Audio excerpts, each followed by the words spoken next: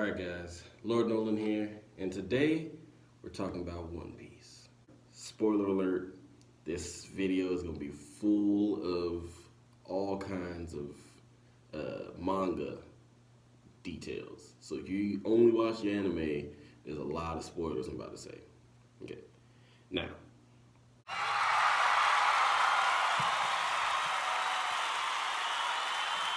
if you're an anime only watcher, spoilers are happening from here till probably the end. Alright, now as you guys know, One Piece has been doing a whole lot lately. They have been all over the place. We've been hitting Oden flashbacks. We're getting new things in Wano in the anime. Also, you got, You got parts of Roger's life on the Roger Pirates.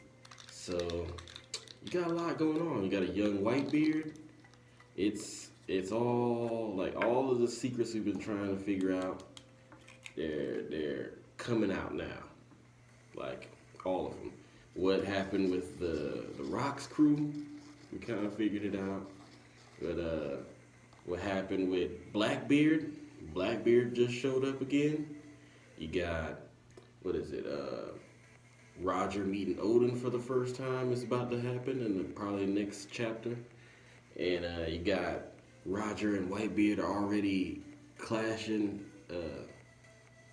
about to probably talk about like their goals and stuff like that afterwards. You got You got Whitebeard just starting to make the division commanders, just starting to spread out the leadership of his crew to his family, to the rest of his family. And you got Oden's first child's born now. You got the backstory of Orochi and his clan and where he's coming from. You got a whole lot of stuff hitting all in the past 2 months. Now, the thing I'm going to talk about first, though, the thing I haven't mentioned,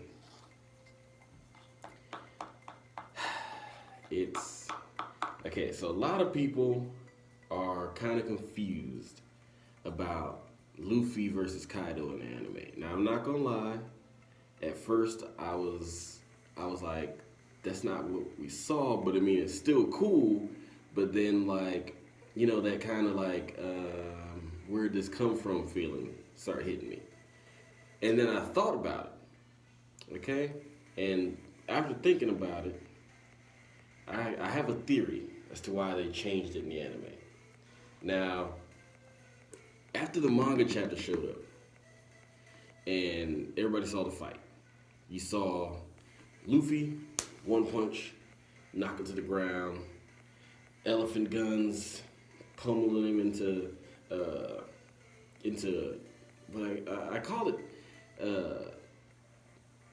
I call it human form, but we know he has horns. We don't know what that is yet. We know that there's ancient giants and stuff like that, and there's big people with horns and stuff. We just don't know what the race is called yet. Like, I have yet to find anyone that knows what the race's name is, so I'm just calling them a big human. Kind of like Big Mom. She's human technically, but she's way larger than a human should be. So like, there's some people that are just kind of like exceptions to all the classifications you would put somebody in One Piece. And I'm like, I don't know what to call Kaido, but he's obviously an exception. So in the anime, they decided to add more clashes between Luffy and Kaido in dragon form. Now, I don't know how I feel about that as I've read the manga, but it kind of, where we are in the manga, it kind of clears a few things up. It's like a few retcons in there. And hear me out before you start, lighting your torches and knocking on my door with pitchforks talking about, you don't know what you're talking about. Okay, look. I think that the reason that they added more clashes is because in the manga, if you only go based off of the few hits that he gives him and how Kaido reacts, it's like he's unfazed. Like it's not a clash, it's not a fight. He's just taking hits and laughing pretty much at Luffy's attempts before he one shots him. That's the whole fight in the manga. But in the anime, they made it seem like Kaido, like he breathed fire on him, and Luffy jumped over that, hit him again. They clashed. He hits him with he like noses him, and I don't even think there's hockey in there. Is that we can see? Like we see Luffy's hockey, but we don't see Kaido's hockey. I think he's just hitting him with his nose. Like that's what I'm saying. Like he's just nuzzling Luffy's fists pretty much, and Luffy gets a little angrier, and the angrier he gets, the harder he's hitting. So later on, he's getting hit quite a few times, and he gets, hit that one good time that sends him to the ground. He goes to the ground twice. But, or does he go? I know he goes to the ground once, and he's like, he gets knocked out for like 6-7 seconds. Like, I don't think he got knocked out in the manga, but we don't know how time passed in the manga. Now, the reason why this is important, and it's a retcon for me, is because Kaido in the manga he's an unsurmountable beast. You cannot, like, if that's the gap between Luffy and Kaido, the one that they set up in the manga, there's no way 2 weeks is enough to beat that guy. Not even a little bit. There's not even like 2 weeks. Like that's what people were saying. Like he's not gonna get no kind of like I don't care if he gets nicer hands. I don't care if he gets a little bit stronger. I don't care if he prison lift weights like a madman. He's not gonna beat Kaido. And that's what people were complaining about with the Kaido Luffy fight and leading up to how's he gonna beat him at the end of this. Now everybody's talking about like, oh, he can. Big Mama's gonna do some stuff, and all these other big players are gonna do some stuff. I get that. I get all that. That's whatever.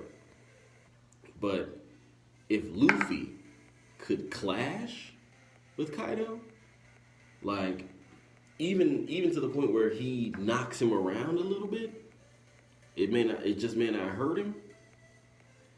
Then there's hope. Then 2-week training montage for a big fight.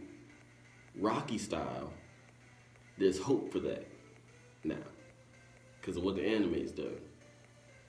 Like the anime cleared up this like Kaido just you can't mess with him. It cleared that up to the point where it's like, okay, if he's just a little bit stronger, he knew just a little bit more about hockey, or da da da da da. It sets those like first few rungs of the climb over Kaido to the next arc. Because if you don't have that, there's you can't believe he beat Kaido. So I feel like the anime is kind of trying to like, okay, well, if we're gonna have him fight Kaido, he has to at least be like able to hold his own for a little bit. Because before the mace comes out, Kaido supposedly hits him 1 or 2 times, and Luffy is able to hold his ground for a little bit before getting sent flying. Or evade. Like, he doesn't get speed blitz and one-shotted.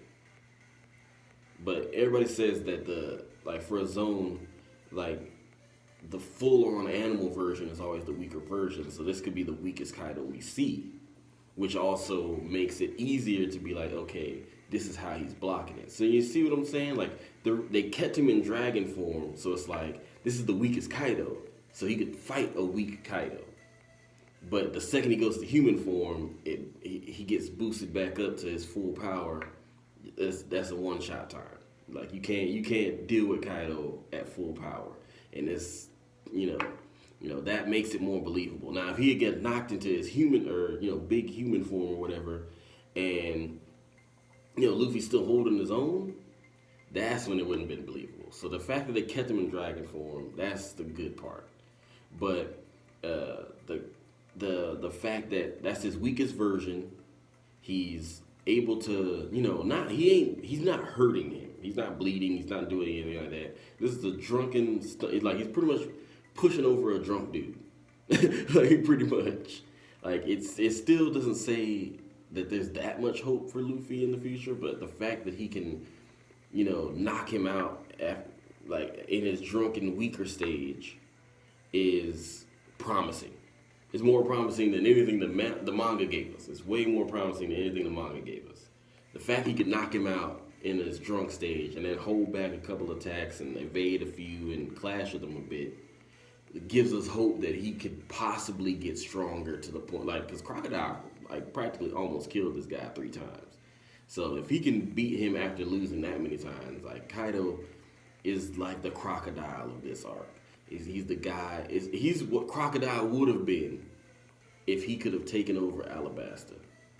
That's the arc that this is. Kaido is the Yonko that beats up Luffy a bunch of times until he gets that, till he's like, okay, I know what trick I need to use to beat you. Like for Crocodile, it was water. For Kaido, it's a special type of hockey. Because Odin was able to hurt him. You know what I mean? So he's not invincible. Like if there was never anybody that could ever hurt him, that's one thing. But Odin was able to hurt him. That shows that he's mortal, I guess. He can be wounded, he can be killed. So with Luffy, it's about learning the secret to beating this enemy sometimes. Because sometimes he can just and the enemy's gone. Like I pummeled him. And then sometimes he needs some help. He needs time to rest, or he needs more food, or he needs like a special tactic from a teammate. This time, it's the same thing he did with Crocodile. It's what is the secret to beating you? And he can hold his own against both. But he couldn't have beat Crocodile without learning that secret. Now, that aside, I liked it. I really do. I like it because like it's kind of a retcon. Like they give us, it's dragon form, it's weak Kaido, it's drunk Kaido. He can knock this guy around. Like he won't win. He's not gonna beat him because he don't have what he needs. But in his drunken, weakened state, he can beat him up. Kaido is gonna be drunk and possibly in his weakened state at the festival. So it'll be the same fighting level, but Kaido will probably go human form earlier on because Luffy now has the haki that he needs. So that's like, it's setting that up. Like the manga didn't do that. I don't think Oda thought we'd think of it a certain way, but we did, and so he needed the anime to clear it up. So that's why I think like some people are kind of like confused, or they're like, I don't like that because that's not what the manga did or whatever. But I kind of like that they went that route and they didn't put him in his human form. And I feel like Oda went through some notes or something and was like, yeah, I could see how people see it this way. So he went back with the anime team and made it make sense. That's my thoughts on that. So next is Odin. I haven't gotten into many Odin things for a while. Now Odin's on Whitebeard's crew. He's second division commander. Now he's hooked up with Toki. He's got Momonosuke, and he's going all around the world and stuff. Cool. But now for Orochi to get what he wants, he has to be Shogun. For Odin to get what he wants, Wano has to be an open country. The only way to make Wano an open country is to be Shogun, or to talk the Shogun into doing that. Orochi ain't gonna want to do that. Orochi is not gonna want to open the borders, because you open those borders, you lose some power. Because now you have to worry about trade deals. You got to worry about other countries coming in and doing espionage, and you got to worry about the rules of other lands now. You got to worry about the customs of other lands now. You got to worry about immigration and refugees. You got to worry about taxes, and you got to worry about what is it? You got to worry about tariffs and all that. Like importing things and exporting things, and where you're gonna send them to. Like it opens the floodgates to a whole new set of issues that I'm pretty sure Orochi don't want to deal with. He just wants to deal with Wano the way he wanted it as Shogun. That's a close, and we see 20 years down the line exactly what he wanted for Wano. He just wanted to use Wano for all his resources to make him rich so he could do whatever he wanted. And he had a security team with him that makes it to where nobody can touch him to stop him from doing that. That's all he's ever wanted. And Oden, on the other hand, he loves Wano. He loves the people of Wano. He loves his homeland. He loves everything about it. It's just stifling when it's closed, when you can't go anywhere. There's a larger world out there. Nobody should be in one spot their entire life. They should always be traveling. If you are in one spot your whole life and you never go anywhere, like I honestly I kind of feel sorry for you. Like if you've never traveled anywhere, I feel sorry for you. Like even if you had to walk there or take a bus or a train or you had to ride a bike up hundreds of miles to get to that place, the fact that you took the initiative to go to another place and learn something new, meet some new people, I applaud you for that. I applaud you for going different places. I applaud you for seeing the world and traveling. And that's what Oden wants to do. That's what Oden wants everyone in this country to experience. Because the fact that another culture or race comes in and they see it's different and automatically they're about to burn it at the stake, that's not a good way for people to be. Like, that's not how you want your country to be. Like, oh, they're different, so we gotta get rid of it, or we gotta murder it, or it's cursed, we can't touch it, or it's we gotta ostracize it, we gotta keep it away from us, we gotta run from it, whatever. Oden don't want that for his country. He views that as being small-minded because it is. That's a very small-minded way to look at life, and right now that's how Wano's been. Like early on, it was because celestial dragons messed that relationship up. So celestial dragons, they cause hell wherever they go. They're hell raisers. Literally rode on dragons and raised countries in order to get power. So if that's the first time you see anything outside of your country, of course you're gonna close your borders. And big ass dragons, of course you're not gonna want that in your country.